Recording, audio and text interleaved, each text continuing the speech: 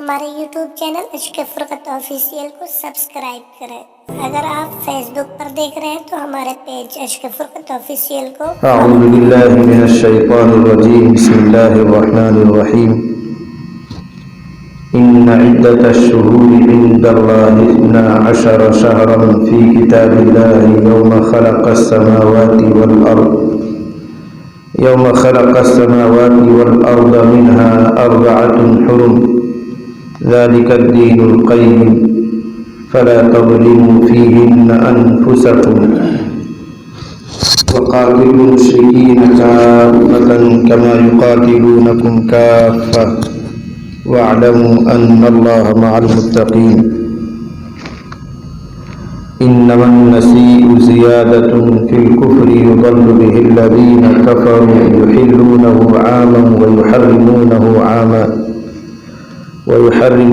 عاما ليواطئوا عدة ما حرم الله فيحلوا ما حرم الله زين لهم سوء أعمالهم والله لا يهدي القوم الكافرين صدق اللہ العظیم۔ بزرگوں اور بھائی، پچھلی آیات میں یہود کی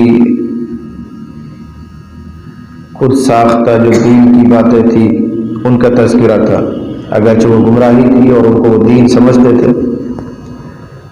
ایسے ہی مشرکین میں بھی ایک اہم خرابی پائی جاتی تھی، تو گویا یہود اور مشرکین اس بات میں مشترک ہیں کہ ان کا دین خود ساختہ ہے، اپنی طرف سے بنایا ہوا ہے، دین کے نام پر اپنی بدعات کو کرتے ہیں۔ اس مناسبت سے مشرکین کی ایک عادت کا تذکرہ ان 2 آیتوں میں ہے، جس کا خلاصہ یہ ہے کہ اللہ تعالیٰ نے سال کے 12 مہینے بنائے ہیں، یہ انسانوں کے بنائے ہوئے نہیں ہیں، خود اللہ تعالیٰ کے بنائے ہوئے ہیں، اور آج سے نہیں، اسی دن سے، جس دن سے اللہ تعالیٰ نے زمین اور آسمان کو بنایا ہے، اسی وقت سے اللہ تعالیٰ نے سال کے 12 مہینے بنائے ہیں۔ پھر ان 12 مہینوں میں سے اللہ تعالیٰ نے 4 مہینوں کو خاص ادب کا مہینہ بنایا ہے، یعنی شروع میں ان 4 مہینوں میں قتال کرنا، جنگ کرنا ممنوع تھا۔ یہ میں نے اس لیے کہا کہ اب وہ حکم نہیں ہے، منسوخ ہو گیا ہے۔ شروع میں ان 4 مہینوں میں قتال کرنا ممنوع تھا، منع تھا۔ ایسے ہی مفسرین کی رائے یہ ہے ان 4 مہینوں میں نیکی اللہ تعالیٰ کے نزدیک زیادہ مقبول ہے آج بھی، بمقابلے ان کے 8 مہینے جو اور 8 مہینے رہ جاتے ہیں، ان کے مقابلے میں ان 4 مہینوں میں نیکی مقبول تر ہو جاتی ہے۔ ایسے ہی معصیت اور گناہ اور مہینوں میں بھی وہ برے ہیں، لیکن ان 4 مہینوں میں وہ کبیر تر ہو جاتے ہیں، ان کی برائی اور بڑھ جاتی ہے۔ اس کو ایسے سمجھو کہ مقامات مقدسہ، ایسے ہی زمانے مقدس، کچھ مقام مقدس ہوتے ہیں، برائی اگر باہر کرو تو بھی وہ برائی ہے، لیکن اگر مقام مقدس میں جا کے کرو گے تو اور زیادہ برائی کی بات ہے۔ جیسے جھوٹ بولنا، باہر آدمی جھوٹ بولتا ہے تو بھی کبیرہ گناہ ہے، مسجد میں یا کعبہ کی طرف منہ کر کے مسجد میں بھی آپ کھڑو گے جھوٹ بولتا ہے تو وہ شناعت اس کی بڑھ گئی، برائی اس کی بڑھ گئی۔ ایسے ہی 8 مہینوں میں کوئی آدمی گناہ کرے تب بھی وہ گناہ ہے، لیکن اگر ان 4 مہینوں میں کرتا ہے تو اور بری بات ہے کہ ان 4 مہینوں کو اللہ تعالیٰ نے محترم بنایا ہے، خاص ادب کا مہینہ بنایا ہے، تو اس وجہ سے ان کو محترم کہا جاتا ہے۔ یا تو اس وجہ سے کہ ان میں جنگ اور جدال حرام تھا اس لیے محترم کہا گیا ہے، یا اس وجہ سے کہ ان 4 مہینوں میں نیکی کرنا اور مہینوں کے مقابلے میں زیادہ مبارک ہے۔ ایسے ہی ان 4 مہینوں میں گناہ کرنا اور مہینوں کے مقابلے میں زیادہ قبیح اور برا ہے۔ اس اعتبار سے ان کو کہا جاتا ہے اشہر حرم، محترم مہینے۔ یہ 4 مہینے کون سے ہیں؟ 3 مہینے لگاتار ہیں، ایک تو ذی القعدہ، ذی الحجہ، ذی قعدہ، ذی الحجہ اور محرم، یہ تو لگاتار 3 مہینے ہیں۔ پھر رجب کا مہینہ جو شعبان اب چل رہا ہے، اس سے پہلے جو مہینہ تھا اس کو رجب کہتے ہیں۔ یہ 4 مہینے محترم مہینے مانے جاتے تھے، اور اس لحاظ سے کہ ان میں نیکی کرنا، بھلائی کا کام کرنا۔ کیوں بیمار ہے تیرے؟ یہ پھر بار بار گر رہا ہے۔ یہ پہلے بھی اس لحاظ سے کہ ان 4 مہینوں میں نیکی کرنا آج بھی اچھی بات ہے اور زیادہ ثواب کا کام ہے، اس لحاظ سے ان کو محترم کہا گیا ہے، اور یہ 3 مہینے لگاتار ہیں اور 1 مہینہ رجب کا ہے۔ جب یہ بات سمجھ میں آ گئی، اب سمجھو کہ کفار مکہ کا طریقہ یہ تھا کہ جب وہ تجارت کے لیے جاتے تھے یا آپس میں خانہ جنگی ہو جاتی تھی، قبیلہ قبیلے کی لڑائی شروع ہو جاتی تھی اور ان کی لڑائیاں سال سال چلتی تھی۔ اب جنگ چل رہی ہے، اچانک محرم کا مہینہ آ گیا اور جنگ بالکل نتیجے کے قریب پہنچ رہی ہے، تو وہ کیا کرتے تھے؟ اعلان کر دیتے تھے کہ یہ جو مہینہ آ رہا ہے اگرچہ پچھلے حساب کے اعتبار سے محرم کا ہے، تو وہ کیا کہتے؟ یہ مہینہ محرم کا نہیں، اگلا مہینہ محرم کا رہے گا بھائی۔ اپنی طرف سے مہینے کو آگے بڑھا دیے، اس کو سفر کا مان لیا، اگلا مہینہ جو سفر کا آئے گا اس کو محرم کا مان لیا۔ تو اپنی دنیاوی غرض کی وجہ سے مہینوں کی ترتیب بدل دیتے تھے، اور بعض مرتبہ تو اس بے ترتیبی کا اعلان حج کے موسم میں ہو جاتا تھا کہ اگلے سال جو محرم آئے گا وہ بعد میں آئے گا، پہلے سفر کا مہینہ آئے گا، تاکہ ہماری جنگ ونگ جو چلتی رہیں وہ وہاں تک جا کر نتیجہ خیز ہو جائیں، اور آگے بڑھا دیا مہینے کو۔ اسی کو کہا قرآن نے کہ یہ لوگ اپنی طرف سے 1 سال 1 مہینے کو محترم مانتے ہیں اور اگلے سال پھر دوسرے مہینے کو محترم مانتے ہیں، حالانکہ ایسا نہیں، وہ اللہ تعالیٰ کی طرف سے متعین ہے، طے شدہ ہے۔ آسان لفظ نہیں سمجھو، سال میں 4 مہینے محترم تو مشرک بھی مانتے تھے، لیکن ان کو اپنی طرف سے آگے پیچھے کر دیتے تھے، اس مہینے کے بجائے اگلے مہینے کو محترم مان لیں گے، اس لیے کہ اس میں ہمارا فنا فنا کام ہونے والا ہے، اگر اسی وقت میں محترم مہینہ مانیں گے تو نقصان ہو جائے گا، آگے دھکیل دیا کرتے تھے اس کو۔ انما النسیء زیادۃ فی الکفر، مہینے کو ہٹا دینا، آگے کر دینا، پیچھے کر دینا، یہ کفر میں اضافہ ہے۔ اگلی آیت میں آ رہا ہے ان عدۃ الشہور عند اللہ 12 شہرا فی کتاب اللہ، مہینوں کی گنتی، عدۃ بمعنی تعداد، ان عدۃ الشہور مہینوں کی تعداد، مہینوں کی گنتی، اللہ کے نزدیک 12 شہرا 12 مہینے ہیں، اللہ کے نزدیک سال کے مہینوں کی تعداد 12 ہے۔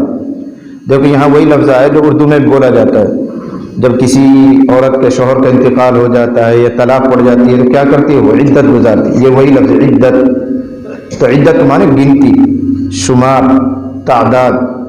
عورت جو عدت گزارتی ہے اس کو بھی عدت اسی لیے کہتے ہیں کہ مخصوص ایام اس کو پورے کرنے ہیں، بس شوہر کا انتقال ہو گیا تو 4 مہینے 10 دن یہ گنتی اس کو پوری کرنی ہے، یعنی 4 مہینے 10 دن اب نئی جگہ وہ نکاح نہیں کر سکتی، بس اس کا نام عدت ہے۔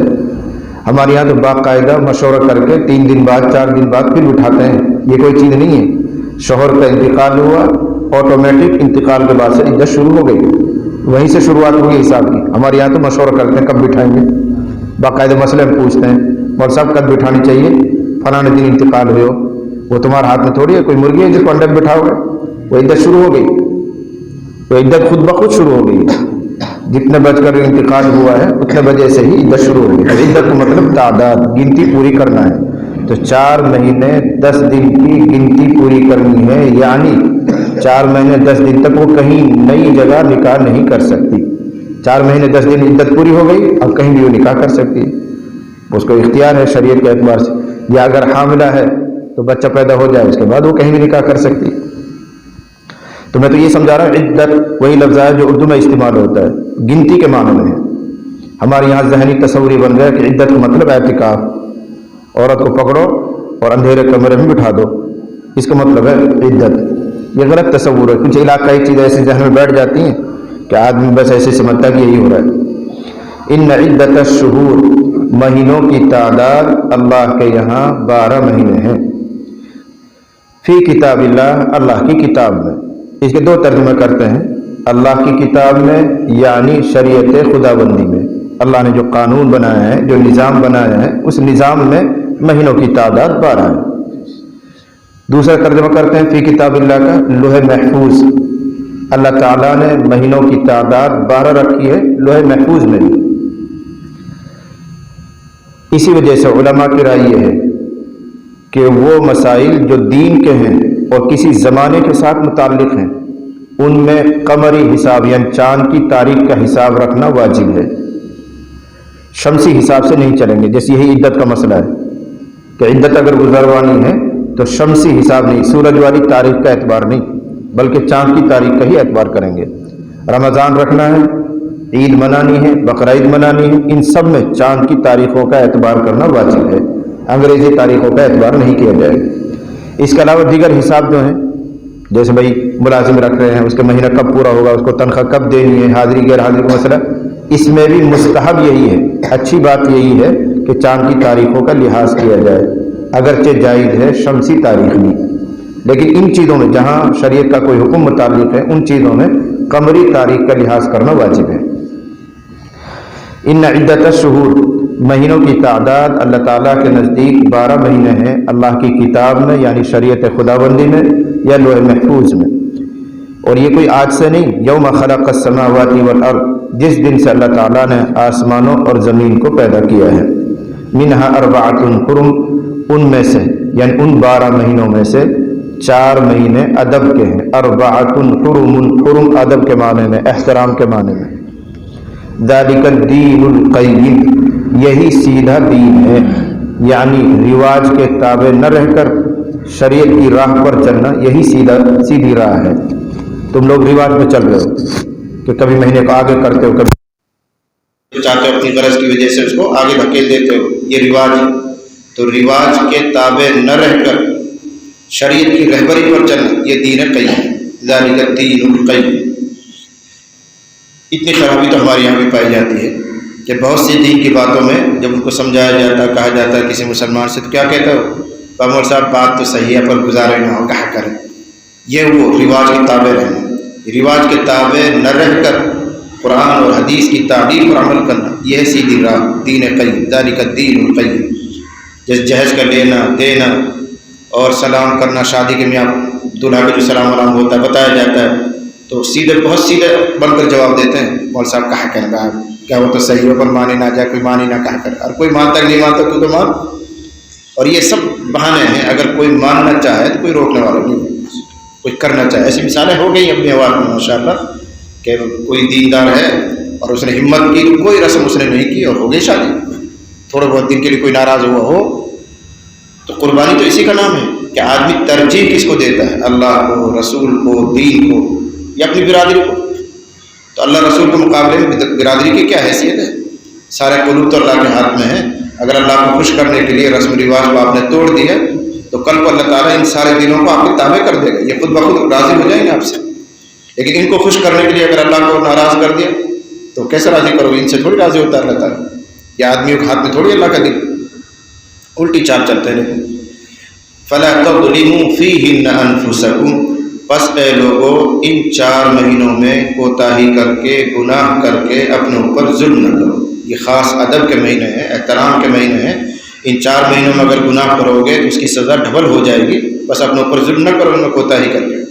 فَلَا تَظْلِمُوا فِيهِنَّ أَنفُسَكُمْ وَقَاتِلُوا الْمُشْرِكِينَ كَافَّةً، اور مشرکوں سے جنگ کرو، قتال کرو سب مل کر، کافتن کا ایک ترجمہ، اور کافتن کا دوسرا ترجمہ ہر حال میں، چاہے وہ اشہر و حرم میں سے ہوں یا عام 8 مہینے ہوں، اگر وہ تم سے قتال کرتے ہیں پھر تمہارے اوپر ضروری نہیں ہے کہ بیٹھ بیٹھے پیٹو، پھر تم بھی مقابلہ کر سکتے ہو اشہر حرم میں بھی، اس لیے کہ وہ تم سے تمہارے ساتھ رعایت نہیں برت رہے۔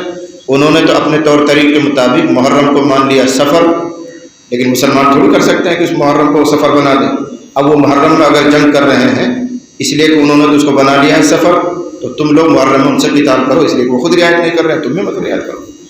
وَقَاتِلُوا الْمُشْرِكِينَ كَافَّةً، اور مشرکوں سے قتال کرو سب مل کر، دوسرا ترجمہ مشرکین سے قتال کرو ہر موسم میں، جون سا بھی موسم ہے، محرم کا ہو، سفر کا ہو، ربیع الاول کا ہو، کما یقاتلونکم کافہ، جیسے کہ وہ تم سے قتال کرتے ہیں ہر حال میں، جب وہی رعایت نہیں کر رہے تو تم کرو۔ وَاعْلَمُوا أَنَّ اللَّهَ مَعَ الْمُتَّقِينَ، اور اپنی تعداد کی کمی یا ساز و سامان کی کمی یا تیاری کی کمی سے خوف نہ کرو، یاد رکھو کہ اللہ پرہیزگاروں کے ساتھ ہے۔ جب تم قتال کرو گے، جنگ کرو گے اور اللہ کا حکم سمجھ کر تم میدان جہاد میں اتر رہے ہو تو اپنی بے سر و سامان مت دیکھو، جو کچھ تم سے تیاری ہو سکتی ہے وہ کر لو، اس کے بعد اللہ کی مدد تمہارے ساتھ۔ وَاعْلَمُوا، اور یاد رکھو، ان اللہ، بے شک اللہ تعالیٰ، مع المتقین، پرہیزگاروں کے ساتھ ہے۔ اور یہاں معیت سے مراد معیت ذاتی نہیں، یوں معیت ذاتی تو ہر مخلوق کو ہر آن حاصل ہے، ہر وقت اللہ اس کے ساتھ. یہاں معیت نصرت مدد کے اعتبار سے اللہ تمہارے ساتھ ہوگا. موقع جہاد ہے، جنگ کا موقع ہے، تو اس موقع پر ہمیں کس چیز کی معیت چاہیے؟ ساتھ کس چیز کا چاہیے؟ مدد کا. اللہ تمہارے جیسے ہم بڑا آدمی کسی سے کہہ دیتا ہے تو ڈرتا کیوں؟ میں تیرے ساتھ ہوں، میں تیرے ساتھ ہوں. کیا مطلب؟ ضرورت پڑے گی تو میں تیری مدد کروں گا، روپے سے، پیسے سے، آدمیوں سے. وہی اللہ کہہ رہے ہیں جاؤ اترو میدان جہاد، ضرورت پڑے گی تو میں تمہارے ساتھ ہوں، یعنی میری مدد تمہارے ساتھ. وَاعْلَمُوا، یاد رکھو کہ اللہ تعالیٰ پرہیزگاروں کے ساتھ ہے. کیا بات ہے، دیکھیں تقویٰ کی صفت کا تذکرہ کیا گیا. حالانکہ یہ ہونا چاہیے وَاعْلَمُوا أَنَّ اللَّهَ مَعَ الْمُجَاهِدِينَ، یاد رکھو کہ اللہ تعالیٰ جہاد کرنے والوں کے ساتھ ہے. جہاد کی تعلیم دی جا رہی، جاؤ مشرکین سے قتال کرو، مشرکین سے جہاد کرو. تو آنا ہی چاہیے تھا کہ سمجھو کہ اللہ تعالیٰ مجاہدین کے ساتھ ہے، لیکن وہ صفت اختیار نہ کر کے مع المتقین، کہ اگر کوئی آدمی میدان جہاد میں بھی ہے لیکن اگر تقویٰ کی رعایت نہیں کرتا ہے تو اللہ کی مدد اس کے ساتھ نہیں. چاہے وہ مجاہد کہے اپنا، اللہ کی جو مدد آتی ہے وہ صفت تقویٰ کے بعد آتی ہے. تو ہر مجاہد کا متقی ہونا ضروری ہے تو اللہ کی مدد آئے گی. آج بھی صورتحال یہی ہے کہ مسلمانوں میں سے تقویٰ نکل گیا ہے، احتیاط نکل گئی، تو اب تو ذلت ہی تمہارا مقدر ہے. اگر اللہ کی مدد کو چاہتے ہو، سربلندی چاہتے ہو کہ الیکشن میں تمہاری دعاؤں سے تمہاری مرضی کے مطابق نتیجہ آ جائے تو تقویٰ اختیار کرو. آج کے خاص ایک دن کی وجہ سے اشارہ کر رہا ہوں میں، سمجھ لیں نا. بہت سے لوگوں کے دل ٹوٹ گئے ہوں گے آج خبریں سن کے، بہت سے لوگوں کے دل ٹوٹ گئے ہوں گے خبروں کو سن کر. فلاں جگہ پھر دوبارہ سے ان کی حکومت بن گئی، فلاں ہو گئی ہے. کمی ہماری ہے، ہمارے پاس تقویٰ نہیں ہے. اگر تقویٰ ہے تو اللہ کی مدد ہمارے ساتھ ہوتی ہے. جب تقویٰ ہی نہیں، سارے مسلمانوں کا حال ہم جان رہے ہیں. سود کھانا، لینا دینا، ٹٹو، ہولکس، بے شرمی، بے پردگی، بے حیائی، ان کے حد کو پہنچی ہوئی ہے. تقویٰ کہاں ہے؟ جب تقویٰ نہیں ہے تو اللہ کی مدد ہمارے ساتھ نہیں ہے. اللہ خود ہی کہہ رہا ہے وَاعْلَمُوا أَنَّ اللَّهَ مَعَ الْمُتَّقِينَ. تو اللہ کو الزام نہ دیں، اپنے آپ کو الزام دیں. فَلَا تَلُومُوا إِلَّا أَنفُسَكُمْ، تم ملامت نہ کرو مگر اپنے آپ کو، کمی ہماری. وَاعْلَمُوا، پھر دوسرا اللہ حکیم ہے، علیم ہے، بصیر ہے، وہ سب کچھ جانتا ہے. اب اگر اس کو یہی منظور ہے تو ہمیں بہت افسوس کرنے کی کیا ضرورت ہے؟ اللہ کی مرضی پر ہم بھی راضی ہیں، اللہ کو یہی منظور ہے، ٹھیک ہے. وَاعْلَمُوا أَنَّ اللَّهَ مَعَ الْمُتَّقِينَ، اور یاد رکھو کہ اللہ تعالیٰ پرہیزگاروں کے ساتھ ہے. إِنَّمَا النَّسِيءُ زِيَادَةٌ فِي الْكُفْرِ، مہینوں کو اپنی جگہ سے ہٹا دینا. نسی، مہینے کو اس کی جگہ سے ہٹا دینا. زیادۃ فی الکفر، کفر میں اضافہ ہے، یعنی کفر کے بہت سے طور طریق ہیں، بہت سے دستور ہیں، ان میں سے ایک دستور یہ بھی، اس لیے کہا گیا زیادۃ فی الکفر. نسی میں نے بتا دیا، نسی کا مطلب مہینے کو اس کی جگہ سے ہٹانا، آگے کر دینا ہے، پیچھے کر دینا. جیسے کفار کرتے تھے، محرم کا مہینہ آ رہا ہوتا تھا لیکن جنگ ادھوری رہ جائے گی، اس لیے اس مہینے کو تو مان لو سفر کا، اگلے مہینے کو مان لیں گے ہم محرم کا. یہ مہینے کو اس کی جگہ سے ہٹا دینا کفر کے طریقوں میں سے ایک طریقہ ہے. انما النسیء زیادۃ فی الکفر، مہینے کو اس کی جگہ سے ہٹا دینا کفر میں اضافہ ہے. یضل بہ، اس کے ذریعے گمراہ کیا جاتا ہے، بے راہ کیا جاتا ہے کافروں کو. بے راہ کرنے والے بڑے کفار، جن کو بے راہ کیا جا رہا ہے وہ چھٹوئیا، تو بڑوں کو دیکھ کر چھوٹے بھی وہی راہ لے رہے ہیں. یضل بہ الذین کفروا یحلونہ عاما، اس مہینے کو حلال مانتے ہیں ایک سال، وَيُحَرِّمُونَهُ عَامًا، اور اگلے سال پھر اس کو محرم مان لیتے ہیں. یہ اپنے پاس سے کبھی حلال کبھی حرام. ایسا کیوں کر رہے ہیں کہ ان کو بہرحال 12 مہینوں میں سے 4 مہینوں کی تعداد پوری کرنی ہے، محترم مہینوں کی.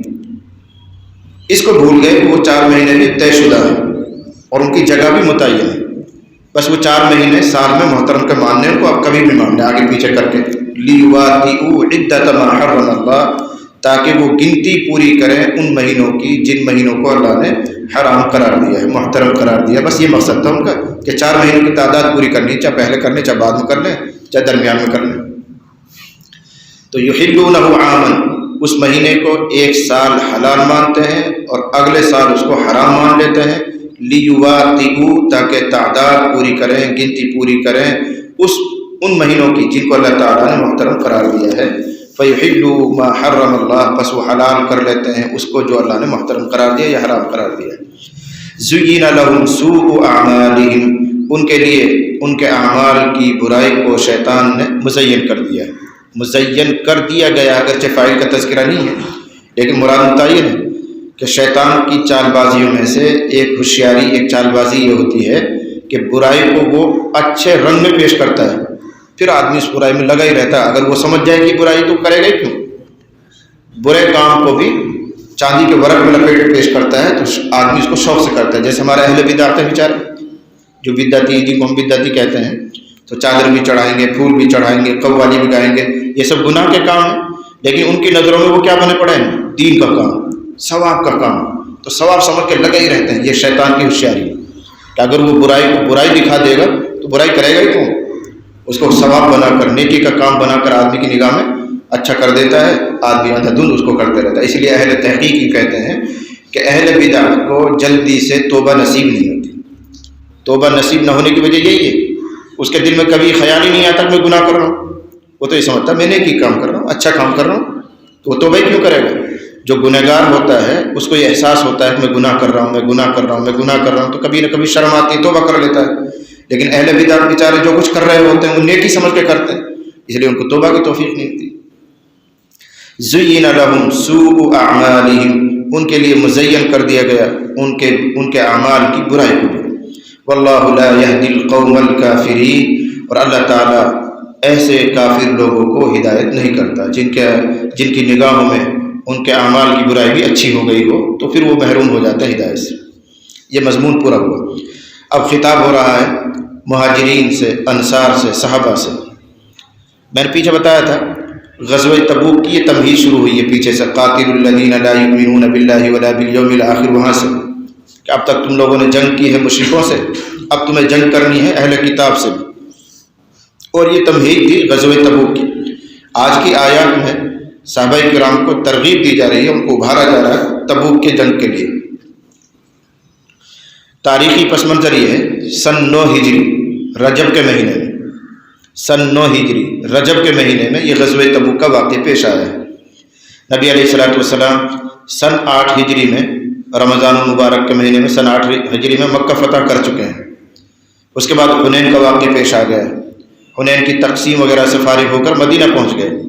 جب مدینہ پہنچے ہیں تو آپ کو یہ اطلاعات ملی ہیں کہ روم کے بادشاہ نے، بلکہ مسیح جو لوگ ہیں ان کا تبوک میں بڑا مرکز تھا، ان لوگوں نے رسول اللہ کے خلاف جہادی تیاری شروع کی ہیں اور وہ سب چڑھائی کرنا چاہ رہے ہیں مدینہ پر۔ یہ اطلاع حضور کو ملی ہے۔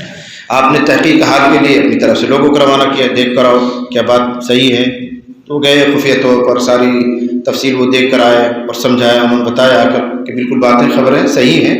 وہاں جو اہل کتاب ہیں تبوک میں، یہ تبوک اصل میں ملک شام کی سرحد پر ایک مقام تھا، ملک شام کی سرحد پر ایک مقام ہے تبوک، مدینہ منورہ سے تقریباً 750 کلومیٹر۔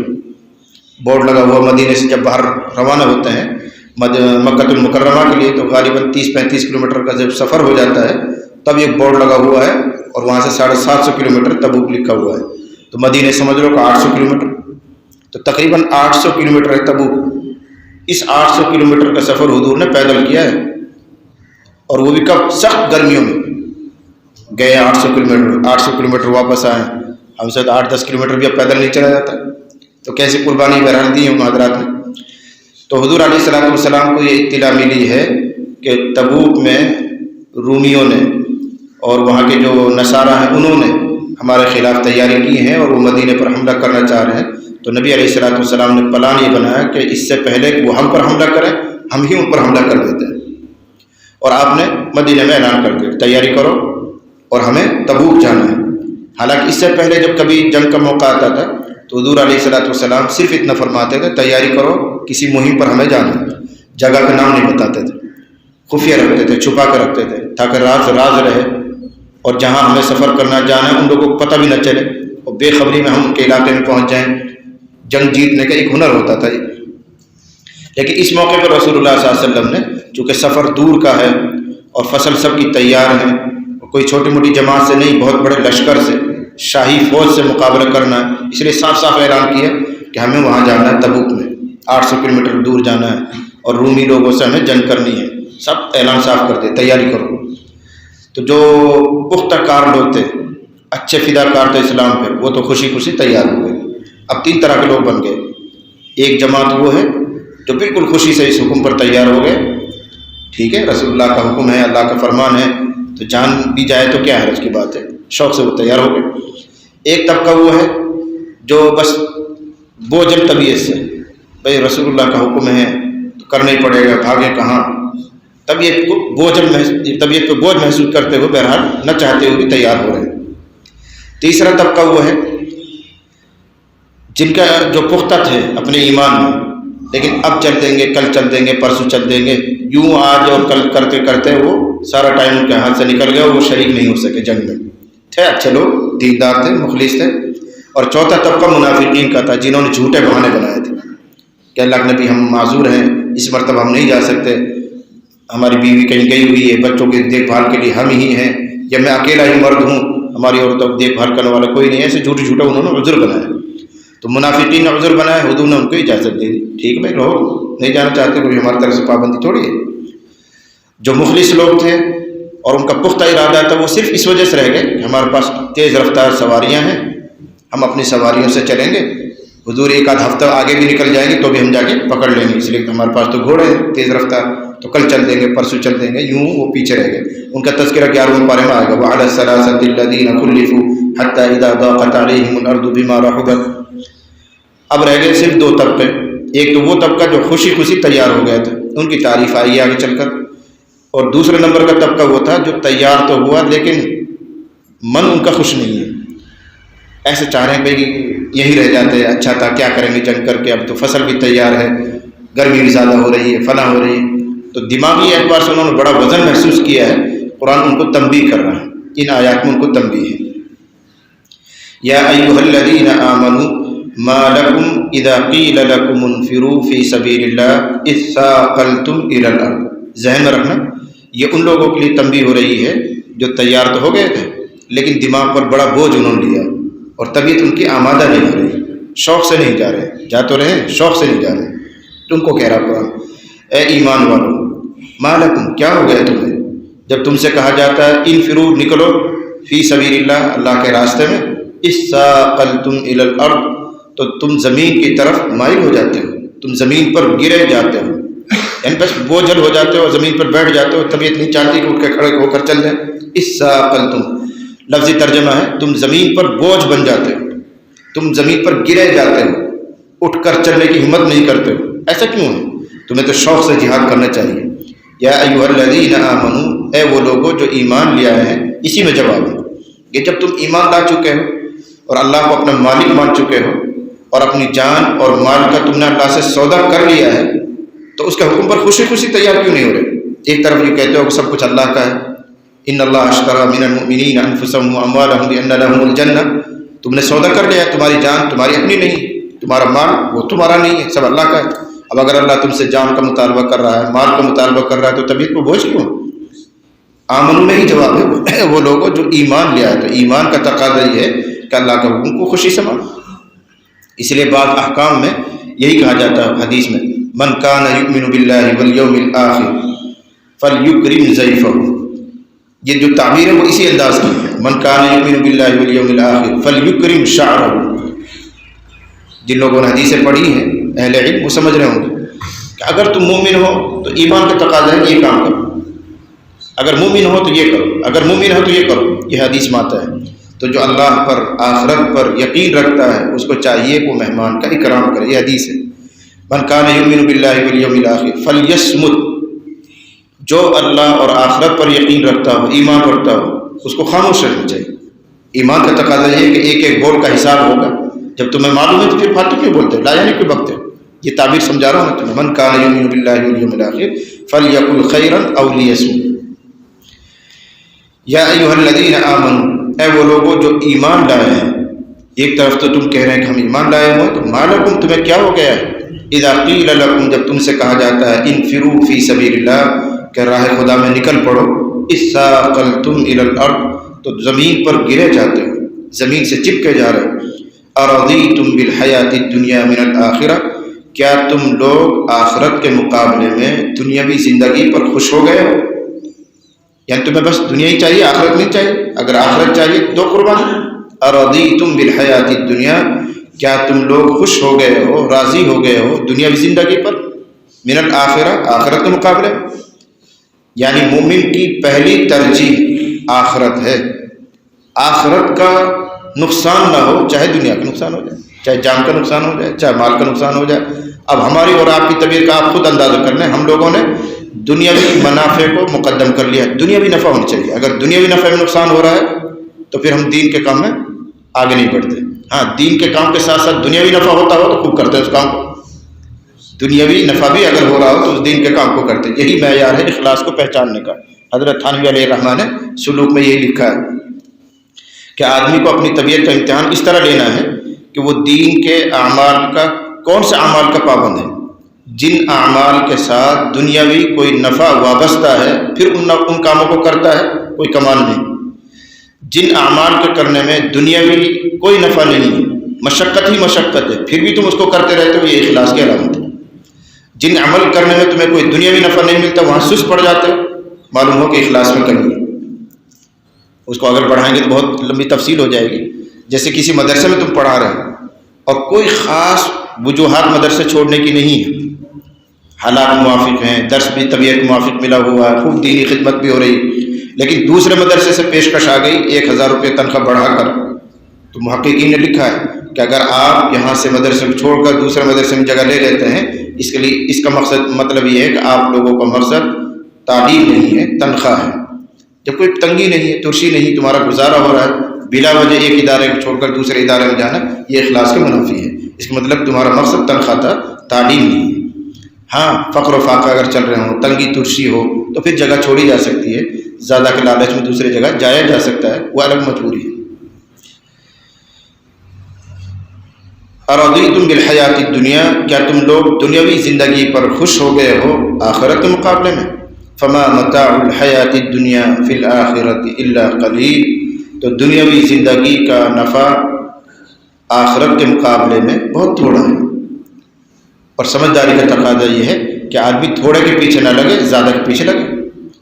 آخرت کی زندگی ہمیشہ کی ہے، دنیا کی زندگی بہت تھوڑی دنوں کی ہے.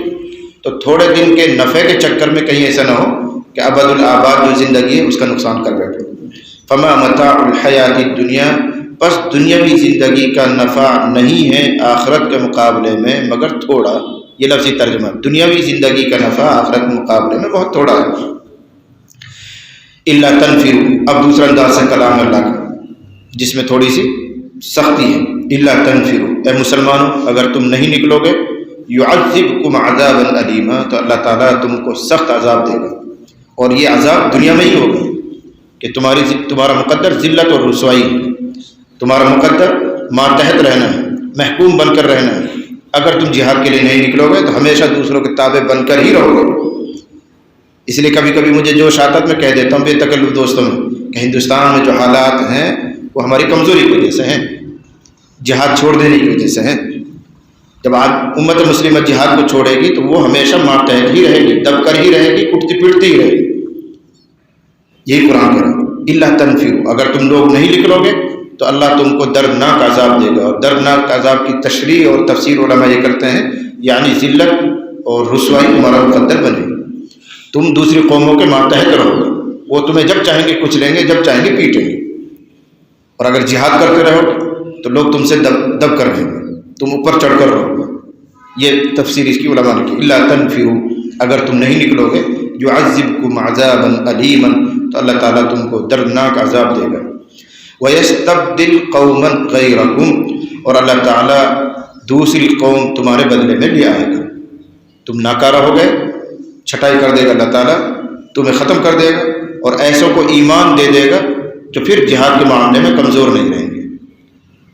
یعنی اللہ تعالیٰ اپنی بے نیازی ظاہر فرما رہا ہے. مجھے تم سے کوئی خاص مطلب نہیں ہے، تم کام کرو تو کرو، نہیں تو ہم بدل دیں گے. ہم آج کل اپنی فیکٹری میں جو سیٹ صاحب ہوتے ہیں وہ بھی یہی کہتے ہیں کام کرنا تو کرو، نہیں تو ہم دوسرا مزدور لے آئیں گے.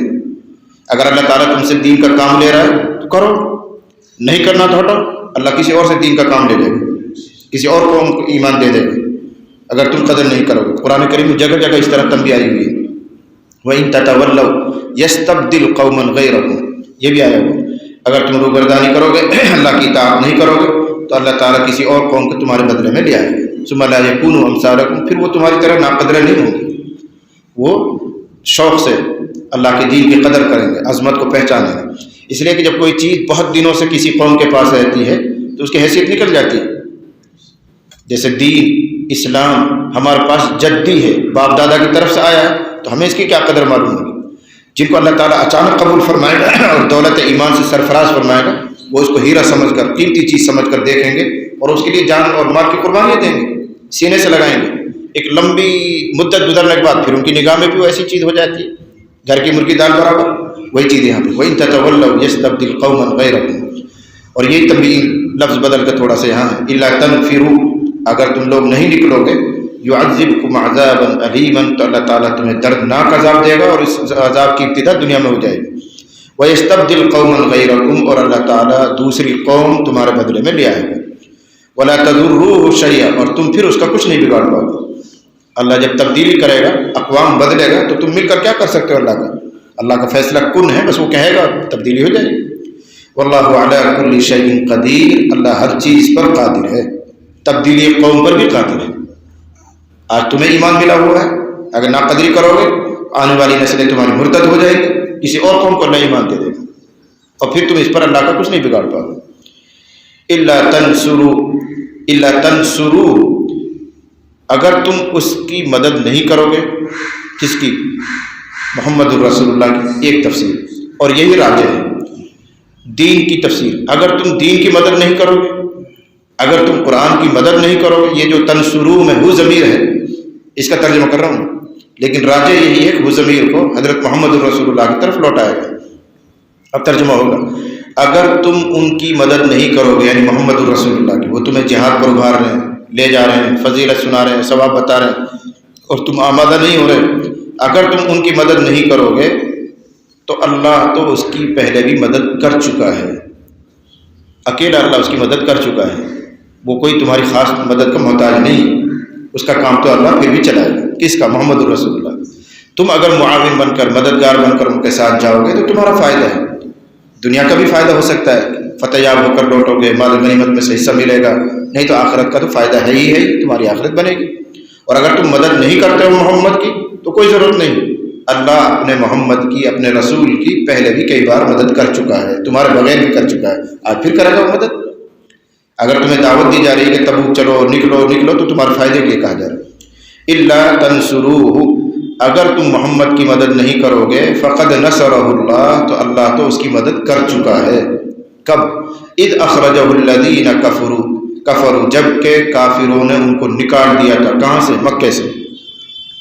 مکے سے ہجرت کا واقعہ ایک طرف اشارہ۔ اذ اخرجہ الذین کفروا، جب کہ کافروں نے ان کو نکال دیا تھا مکے سے۔ ثانی اثنین، جب کہ وہ دو میں سے دوسرے تھے، دو تھے ہجرت کے ساتھی، حضور علیہ الصلوۃ والسلام اور حضرت ابوبکر، ان دو میں سے دوسرے حضور ہیں، اور دوسرے کون ہیں؟ ابوبکر۔ اذ ہما فی الغار، جب کہ وہ دونوں ساتھی ایک غار میں تھے، واقعہ آپ کے ذہن میں ہے۔ اذ یقول لصاحبہ، جب کہ وہ محمد اپنے ساتھی سے کہہ رہے تھے، لا تحزن، غم نہ کرو، ان اللہ معنا، اللہ ہمارے ساتھ ہے۔ یہ لفظی ترجمہ ہوا، اس کا پس منظر آپ کے ذہن میں بار بار ہجرت کا قصہ آپ نے سنا ہے، نبی علیہ الصلوۃ والسلام نے اور حضرت ابوبکر نے مل کر ہجرت کی ہے اور غار ثور میں جا کر 3 دن قیام کیا ہے۔ پھر مشرکین نشان قدم کو دیکھتے دیکھتے کھجیا، پرانے لوگ جو ہیں یہاں بیٹھے ہوں سمجھتے ہیں کھجیا ہوتے تھے، کھوج لگا لیا کرتے تھے، کھجیا کے ذریعے حضور کے پاؤں کے نشانات کو ڈھونڈتے ڈھونڈتے غار تک پہنچ گئے۔ اس زمانے کے کھجیا اتنے ماہر تھے کہ پتھر پہ بھی وہ کھوج لگاتے تھے، پتھر پہ بھی۔ اتنا تو ہمیں بھی ہوش ہے، ہمارے یہاں علاقے کے جو کھجیا ہوتے تھے وہ بھینس کا کھوج پانی میں بھی لگاتے تھے، یہ تو تم لوگوں نے سنا ہوگا، دیکھا بھی ہوگا۔ بھینس جہاں کے نکل کے چلی جاتی تھی پانی میں بھی وہ کھوج ڈھونڈ لیتے تھے، یہاں کے گئی، یہاں کے گئی، یہاں کے گئی۔ ایسے ہی مکے سے حضور روانہ ہوئے ہیں ابوبکر کے ساتھ، تو کھوج لگاتے لگاتے لگاتے غار تک پہنچ گئے۔ ان کا جو کھجیا تھا وہ اتنا ماہر تھا، پتھر پہ بھی اس نے کھوج تلاش کیا اور بتایا یہاں کے گئے، یہاں تک گئے، اور غار کے منہ پہ جا کے کھڑے ہو گئے اور کہنے لگے یہاں تک تمہارا آدمی آیا ہے، اس سے آگے کہیں نشان نہیں مل رہا۔ بالکل ٹینٹ پہ کھڑے ہیں غار ثور کی، جیسے یہاں وہ غار ہے اس پر کھڑے ہوئے ہیں۔ جب یہاں کھڑے رہیں گے اوپر تو نچلے والوں کو ان کے پاؤں نظر آ رہے ہیں، یہاں ابو بکر کو، حضور کو ان کے پاؤں نظر آ رہا ہے، اگر وہ جھک کر یوں دیکھ لیں تو یہاں نظر آ جائیں گے۔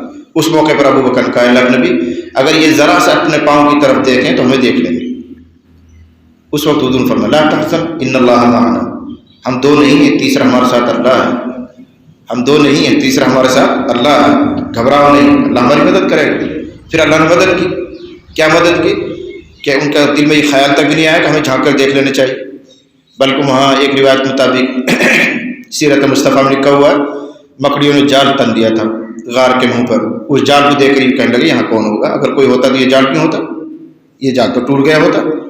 پھر ایک روایت وہی تفسیر میں بھی ہے کہ کبوتر نے انڈے رکھ دیے تھے، اگرچہ محدثین اس روایت کو بہت معتبر نہیں مانتے لیکن ہے، بہرحال سیرتوں میں اس کا تذکرہ ملتا ہے کہ کبوتر کے 2 انڈے بھی رکھے ہوئے، کبوتری بیٹھی ہوئی ہے، جال بنا ہوا ہے مکڑی کا، تو ان کے ذہن نے یہ کام کیا کہ یہاں کوئی چھپا ہوا نہیں ہے، اگر کوئی چھپا ہوا ہوتا تو یہ سب چیز کیوں ہوتی ہے، یہ اللہ نے ان کی مدد فرمائی، گھبراؤ نہیں، اللہ ہمارے ساتھ ہے، اللہ کوئی ایسا کام کرے گا۔ تو مکڑی کے جال سے بھی اللہ دشمنوں سے حفاظت فرما لیتا ہے، مکڑی کے جال میں کیا دم ہوتا ہے، لیکن جب وہ ہمارے ساتھ ہوگا تو بے سر و سامانی میں بھی وہ ہماری مدد کر دے گا۔ ان واقعات طرف اشارہ ہے اس میں، اللہ تنصرو، اگر تم ان کی مدد نہیں کرو گے تو اللہ اس کی مدد کر چکا ہے، جبکہ کافروں نے ان کو نکال دیا تھا، جبکہ وہ 2 میں سے دوسرے تھے، اذ ہما فی الغار، جبکہ وہ دونوں ساتھی غار میں تھے، اذ یقول لصاحبہ، جبکہ محمد الرسول اللہ اپنے ساتھی یعنی ابو بکر سے کہہ رہے تھے لا تحزن، غم نہ کر، اللہ ہمارے ساتھ ہے۔ دیکھو یہاں محدثین کی اور مفسرین کی نگاہ کہاں تک جاتی ہے، کہنے لگے اگر کوئی آدمی ابو بکر کی صحابیت کا انکار کرے تو وہ کافر ہے، ابو بکر کی صحابیت کا اگر انکار کرے تو وہ کافر ہے، جبکہ دوسرے صحابیوں کی صحابیت کا اگر انکار کرے تو کافر نہیں، گمراہ کہیں گے، لیکن یہاں ابو بکر کی صحابیت کا اگر کوئی انکار کرے تو وہ کافر ہے، اس لیے کہ ابو بکر کی صحابیت کا ثبوت قرآن سے ملتا ہے۔ اذ یقول لصاحبہ، جبکہ محمد الرسول اللہ اپنے ساتھی سے کہہ رہے تھے، اور وہ ساتھی متعین کون ہے، ابو بکر ہے، تو ابو بکر کا حضور کا صحابی ہونا قرآن سے ثابت ہو رہا ہے، ابو بکر کی صحابیت کا اگر کوئی انکار کرے تو وہ کافر ہے۔ ایسے ہی علماء نے دلیل لی کہ حضرت ابو بکر صدیق کے خلیفہ اول ہونے کا ثبوت بھی اسی آیت میں مل رہا ہے، ثانیس نین کہا گیا، ثانیس نین، جبکہ 2 میں سے دوسرے تھے، کون، محمد الرسول اللہ، اور دوسرا کون، ابو بکر۔ اور ثانی کس کو کہا جاتا ہے، جو اصل کے بعد خلیفہ بنتا ہے، جو اصل کے بعد خلیفہ اول ہوگا وہ ثانی ہے، تو اسی آیت سے استدلال کر کے علماء نے حضرت ابو بکر کی خلافت کو بھی ثابت کیا ہے، اگرچہ اس کی ضرورت بھی نہیں رہتی، احادیث میں صراحت موجود ہے، اشارے موجود ہیں۔ فَأَنزَلَ اللَّهُ سَكِينَتَهُ عَلَيْهِ وَأَيَّدَهُ بِجُنُودٍ لَّمْ تَرَوْهَا وَجَعَلَ كَلِمَةَ الَّذِينَ كَفَرُوا السُّفْلَىٰ وَكَلِمَةُ اللَّهِ هِيَ الْعُلْيَا وَاللَّهُ عَزِيزٌ حَكِيمٌ۔ پس اللہ نے تسکین نازل کی علیہ محمد پر، اس کا ربط اس واقعے سے بھی ہو سکتا ہے، ہجرت والے سے، غار میں ہیں، ابو بکر تھوڑا سا ڈر رہے ہیں، لیکن حضور اتنی پختگی کے ساتھ فرما رہے ہیں ڈرو نہیں، اللہ ہمارے ساتھ، یہ سکون قلب اللہ نے محمد کے دل پر اتارا، ورنہ تو محمد بھی ایک انسان تھے، وہ بھی گھبرا سکتے تھے، لیکن بالکل پر اطمینان حالت میں بیٹھے ہوئے، کوئی گھبراہٹ نہیں، چہرے سے کوئی خوف نہیں، بلکہ اپنے ساتھی کو تسلی دے رہے ہیں، تو اللہ فرما رہے ہیں یہ ہم نے ہی تو ان کے دل پہ سکون اتارا تھا، یہ اطمینان قلب ہم نے ہی تو دیا تھا۔ یہ جوڑ یہاں بھی ہو سکتا ہے، کچھ مفسرین کی رائے نہیں، یہاں مضمون پورا ہو گیا ہے۔ فَأَنزَلَ اللَّهُ سَكِينَتَهُ کے تعلق غزوہ بدر سے ہے، اور یہ مثال چل رہی ہے فقد نصرہ اللہ کی، کہ اللہ نے اپنے نبی کی مدد کی ہے، ہجرت کے سفر میں مدد کی ہے، اللہ نے اپنے نبی کی مدد میدان بدر میں بھی کی ہے۔ فَأَنزَلَ اللَّهُ سَكِينَتَهُ، پس اللہ تعالیٰ نے اپنے بندے محمد پر سکینہ نازل کیا، اور سکینہ کی تفسیر اب کرتے ہیں فرشتوں سے، کہ اللہ تعالیٰ نے فرشتے اتارے، ایسا لشکر اتارا جس کو تم نہیں دیکھ رہے تھے، جس لشکر کے ذریعے اللہ تعالیٰ نے 313 صحابہ کی مدد کی تھی۔ فَأَنزَلَ اللَّهُ سَكِينَتَهُ، بس اللہ نے تسکین نازل کی یا اپنا سکینہ نازل کیا محمد پر، وَأَيَّدَهُ، اور محمد کو طاقت بخشی، بِجُنُودٍ، ایسے لشکر کے ذریعے، لَمْ تَرَوْهَا، جس کو تم نے نہیں دیکھا تھا، جو تمہیں نظر نہیں آ رہا تھا۔ وَجَعَلَ كَلِمَةَ الَّذِينَ كَفَرُوا السُّفْلَىٰ، اور اللہ تعالیٰ نے کافروں کی بات کو کر دیا نیچے، ان کا بول پست ہو گیا، مسلمانوں کا بول بالا ہو گیا، بول بالا جو بولتے رہتے ہیں نا، وہی تعبیر، بول بالا، بالا من اوپر، بول نیچے، تو وہ بھی کہتا آئے تھے، جیسے آج کل کے یہ نعرے لگاتے رہتے ہیں، شری رام کیا کہتے ہیں، جے شری رام بھلو، یہ ان کا بول ہے، تو ایسے کفار کا بھی بول ہوتا تھا، اس کو نیچے کر دیا اللہ تعالیٰ نے، مسلمان کے بول کو بارہ کر دیا ہے۔ وجعل کلمۃ الذین، اور اللہ تعالیٰ نے کافروں کی بات کو پست کر دیا، وکلمۃ اللہ ہی العلیٰ، اور اللہ کی بات کو اللہ تعالیٰ نے علیٰ بلند کر دیا، بالا کر دیا۔ واللہ عزیز حکیم، اللہ تعالیٰ زبردست ہے، حکمت والا ہے۔ یہ تو ہوا تنبیہ کا انداز، تم نہیں مدد کرو گے تو تمہاری کوئی ضرورت نہیں ہے، اللہ پہلے بھی اکیلا مدد کر چکا، آئندہ بھی کرے گا، تمہیں اپنی آخرت بنانی ہے تو کرو مدد حضور کی، یہ تنبیہی انداز ہے۔ اب امر آ رہا ہے، انفروا خفافا وثقالا، اے مسلمانوں راہ خدا میں نکل پڑو، ہلکے پھلکے ہو تب بھی، وثقالا اور بوجھل ہونے کی حالت میں بھی۔ خفاف ہلکا اور ثقال بوجھل، اس کے دو مطلب ہے۔ اگر تم تنگی کی حالت میں ہو تو بھی نکل پڑو، تنگی یعنی پیسہ نہیں ہے، تنگی ترشی کا زمانہ ہے تو بھی نکلو، یہ ہے ثقال۔ اور اگر اللہ تعالیٰ نے تمہیں پیسہ دیا ہے، مالداری کا زمانہ چل رہا ہے، کسی کا کوئی قرض ورض تمہارے سر پر نہیں تو بھی نکلو، ایک تفسیر۔ دوسری تفسیر کی گئی خفافاً ثقالاً کی، خوش طبعی سے نکلو، دل خوش ہے تو بھی نکلو، یہ خفاف۔ ثقالاً دل نہیں چاہ رہا ہے، جیسے دوسرا طبقہ تھا صحابہ کا، جی نہیں چاہ رہا تھا لیکن حکم مل رہا چلو نکلو، یہ ثقالاً ہے۔ تو یا نشاط کے ساتھ نکلو یا بغیر نشاط کے نکلو، تنگی ہو تو بھی نکلو، خوشحالی ہے تو بھی نکلو۔ فصل کا زمانہ ہے، فصل کٹنے کا وقت آ رہا تھا، یہ تبوک کا جب وقت تھا اس کو ثقال کہا گیا۔ جب فصل کٹنے کا وقت نہ ہو وہ خفاف ہے، جیسے ہمارے یہاں زمیندار کا ایک بوجھ ہوتا ہے وہ ثقال ہے، زمیندارہ نمٹ جاتا ہے وہ خفاف ہے، اب کوئی بوجھ نہیں طبیعت پہ، فارغ بیٹھے ہو۔ ہمارے تشکیل کرنے والے بھی یہ کہتے ہیں بھائی اب تو کوئی کام بھی نہیں ہے، زمیندارے سے فارغ ہو گئے، فلاں ہو گئے، فرصت ہے بھائی نکلو، یہی وہ انفروا خفافا وثقالا، جب بوجھ نہ ہو تو بھی نکل پڑو، اور جب بوجھ ہو تو بھی نکل پڑو، اللہ کے حکم کے سامنے جھک جاؤ۔ اس کو مت دیکھو بھائی ابھی طبیعت میں نشاط نہیں ہے یا ابھی پیسہ جیب میں نہیں ہے، جس حال میں بھی ہو، تنگی ترشی خوشحالی، اس میں نکلو، زمینداری کی مشغولی غیر مشغولی جو بھی حال ہے اس میں نکلو۔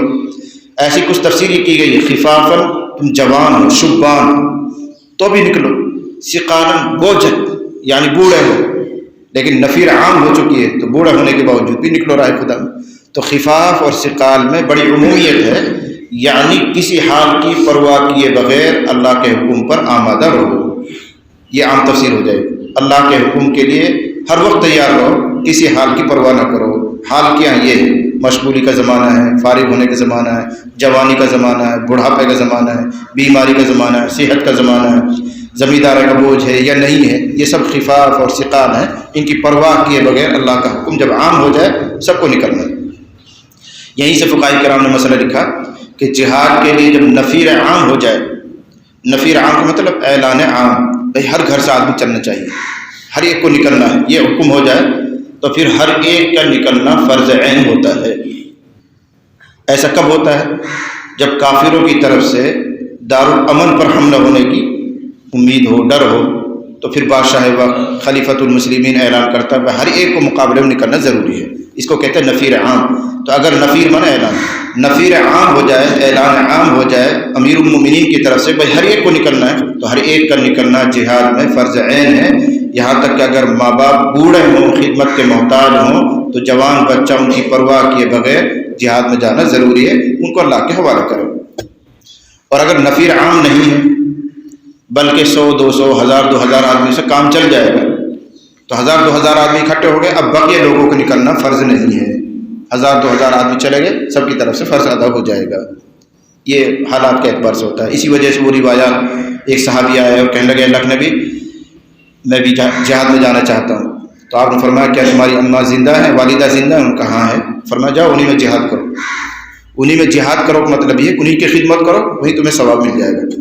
وہاں شرح یہی کی جاتی ہے کہ نفیر عام نہیں تھی بلکہ 1000 2000 آدمی کی ضرورت تھی، وہ ضرورت پوری ہو گئی تھی۔ اس کے بعد کوئی صحابی آ کر کہہ رہے ہیں کہ صاحب میں بھی جانا چاہتا ہوں، حضور نے فرمایا والدہ کی خدمت کرو، یہ تمہارے لیے جہاد ہے، ہماری ضرورت پوری ہو چکی ہے۔ اگر نفیر عام ہوتی تو حضور اس طرح منع نہ فرماتے۔ انفروا خفافا وثقالا، راہ خدا میں نکل پڑو ہلکے ہونے کی حالت میں، وثقالا بوجھل ہونے کی حالت میں، وجاہدوا اور جہاد کرو اللہ کے راستے میں، باموالکم وانفسکم اپنے مالوں اور جانوں سے، مال بھی لگاؤ جان بھی لگاؤ، جاؤ راہ خدا۔ فی سبیل اللہ کا ترجمہ میں پہلے سے کرتا رہا ہوں، انفروا فی سبیل اللہ، جاہدو فی سبیل اللہ، راہ خدا میں نکل جاؤ، جہاد کرو راہ خدا میں، اپنی جان سے بھی مال سے بھی. ذالکم خیر لکم، یہ تمہارے لیے بہتر ہے، ان کنتم تعلمون، اگر تم اس حقیقت کو سمجھو. اگر جان خرچ کر کے جنت مل جائے تو سستا سودا ہے، مال خرچ کر کے اللہ راضی ہو جائے سستا سودا ہے، بمقابلے اس کے کہ 80 سال تک آدمی سر ماتھا زمین پر رگڑے اور اللہ کی رضامندی کی کوئی ضمانت نہ ملے. اس کے مقابلے میں جہاد میں جاؤ، سارے گناہوں کا کفارہ ہو جائے گا، اللہ راضی ہو جائے گا. القتل فی سبیل اللہ یکفر کل خطیئۃ، راہ خدا میں قتل ہو جانا، شہید ہو جانا ہر گناہ کا کفارہ ہے، سستا سودا ہے. جب لو کان عرضا قریبا وسفرا قاصدا لاتبعوک ولکن بعدت علیہم الشقہ، اگر ہوتا مال عرضا مال، اگر ہوتا مال قریبی زمین میں، وہ سفرا قاصدا اور سفر ہوتا معتدل بہت لمبا نہ ہوتا، لاتبعوک تو یہ ضرور آپ کی پیروی کرتے. نفسیاتی چوٹ ماری جا رہی ہے کہ اگر تھوڑا دور کا سفر ہوتا، نفع زیادہ ملتا تو پھر ان میں سے کوئی انکار نہیں کرتا، سب چلتے. اس لیے کہ دنیاوی نفع مل رہا ہے، آخرت کا ثواب بھی ملے گا، دنیاوی نفع بھی ہے اور زیادہ محنت بھی نہیں ہے، قریبی تو جانا ہے. اب چونکہ مسافت ہو گئی بہت لمبی، تبوک جانا ہے، 800 کلومیٹر جانا ہے، گرمی کا موسم ہے، کھجور کی فصلیں بالکل تیار ہے، اس لیے دشوار ہو رہا ہے ان کے لیے نکلنا. تو اللہ تعالیٰ نفسیاتی ضرب مار رہے ہیں. لو کان عرضا قریبا، اگر ہوتا مال قریب، وسفرا قاصدا معتدل سفر بہت لمبا نہ ہوتا، لاتبعوک تو ضرور اے پیغمبر یہ آپ کی پیروی کرتے، سب ایک آواز پر کھڑے ہو کر چلتے تھے.